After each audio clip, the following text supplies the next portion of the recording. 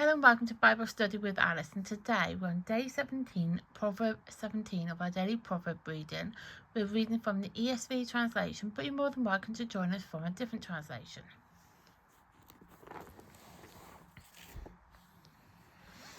As you can see, we're on Proverbs 17. These videos are filmed in real time. Today's date is the 17th of April 25 and it's a Thursday.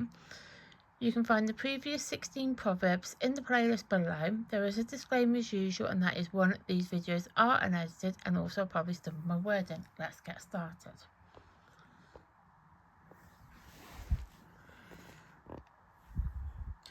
Better is a dry morsel with quiet than a house full of feasting with strife. A servant who deals wisely will rule over a son who acts shamefully, and will share the inheritance as one of the brothers. The crucible is for silver, and the furnace is for gold, and the Lord tests heart. An evildoer listens to the wicked lips, and liar gives ear to a mischievous tongue. Whoever mocks the poor insults his maker. He who is glad at calamity will not go unpunished. 6. Grandchildren are the crown of the aged, and the glory of children is their fathers. Fine speech is not becoming to a fool, still less is false speech to a prince. A bribe is like a magic stone in the eyes of the one who gives it. Wherever he turns, he prospers. 9. Whoever covers an offence seeks love, but he will repeat matters separate close friends. A rebuke goes deeper into a man of understanding than 100 blows into a fool. An evil man seeks only rebellion, and a cruel messenger will be sent against him. Let a man meet a she-bear robed of her cubs, rather than a fool in his folly. Just wait for my camera to go back into focus. 13. If anyone returns evil for good, evil will not depart from his house. 14. The beginning of strife is like letting out water, so quick before the quarrels break out. He who justifies the wicked and he who condemns the righteous are both alike an abomination to the Lord. Why should a fool have money in his hand to buy wisdom when he has no sense? A friend's love at all times, and a brother is born for adversity. One who lacks sense gives a pledge and puts up security in the presence of his neighbour. 19. Whoever loves transgression loves strife. He who makes his door high seeks destruction. I do apologise. A man of crooked heart does not discover good, and one with dishonest tongue falls into calamity. 21. He who shears a fool gets himself sorrow, and the father of a fool has no joy. A joyful heart is a good medicine, but a crushed spirit dries up the bones. The wicked accepts a bribe in secret to pervert the way of justice. The discerning sets his face towards wisdom, but the eyes of the fools are on the end of the earth. A foolish son is a grief to his father, and bitterness to her who bore him. 26. To impose a fine on a righteous man is not good, nor to strike the noble for their uprightness. Whoever restrains his words has knowledge, and he who has a cool spirit is a man of understanding. Even the fool who keeps silent is considered wise. When he closed his lips, he deemed intelligent. So that is 17 complete, and tomorrow we will be doing 18. Tomorrow is in the Catholic calendar is Good Friday. I mean, Christians celebrate Good Friday, but I don't, to be perfectly honest. But that's neither here or there. But yeah, so tomorrow is Good Friday. Just wanted to say, where we are with it all. So, we're 17. As with the last this is the 17th Psalm. As for the last 17 Psalms, they are written by the same person, which is King Solomon.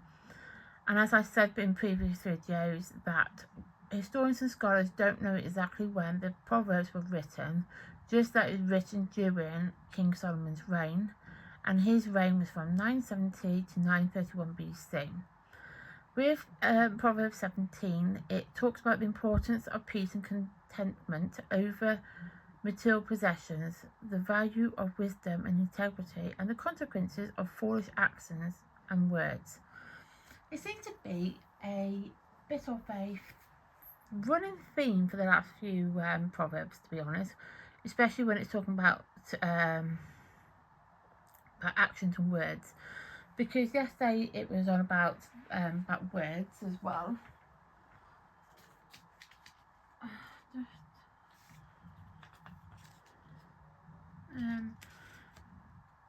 So obviously 16, if we can see this.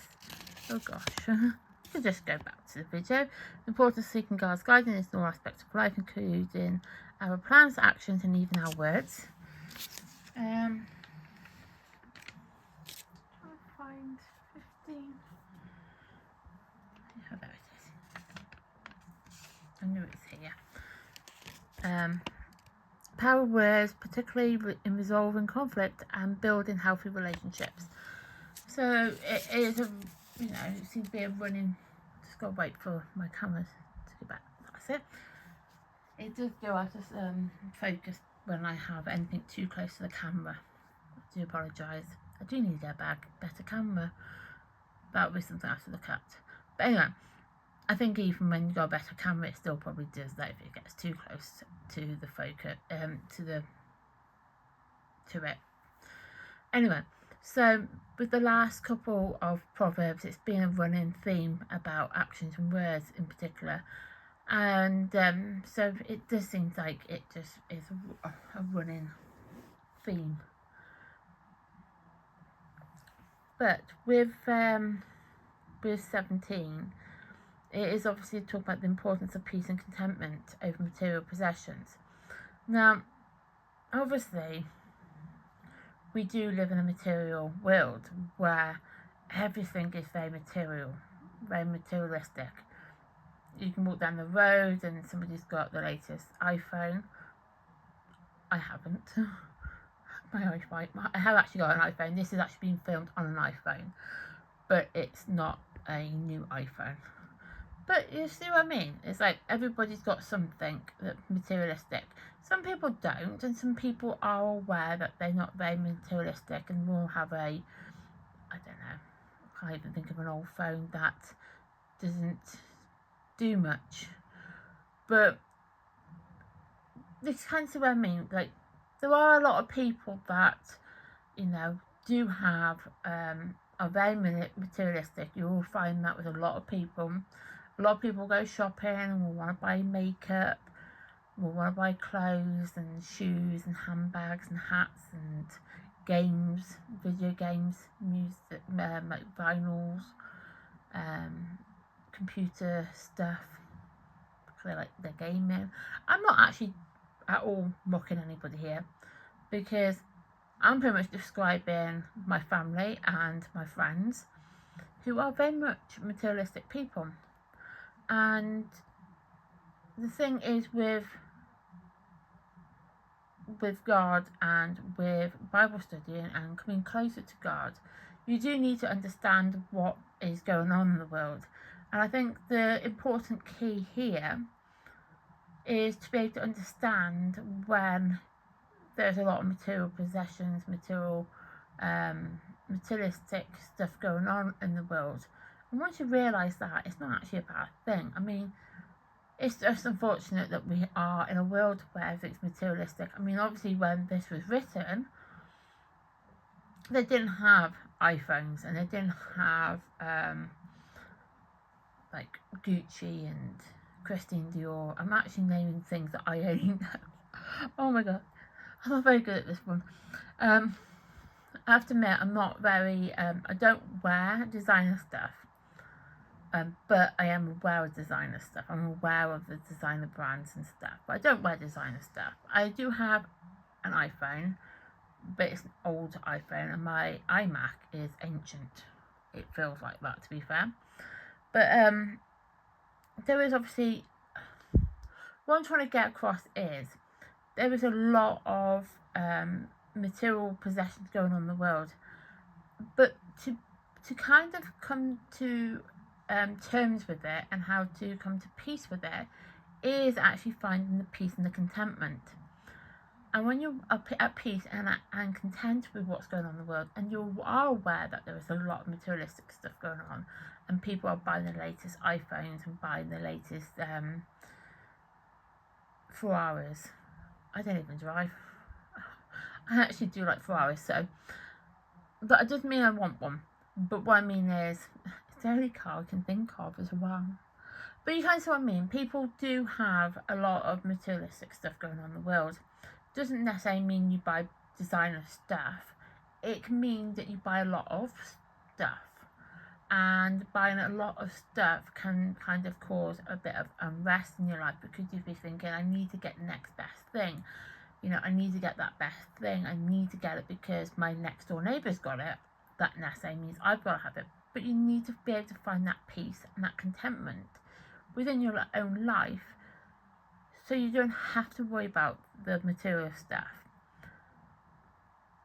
And to be able to also do that and understand that, you need to be able to find the value of wisdom and integrity, because wisdom and integrity is very important. And obviously, reading Proverbs, we get a lot of wisdom from that in itself, and it's very important to understand that.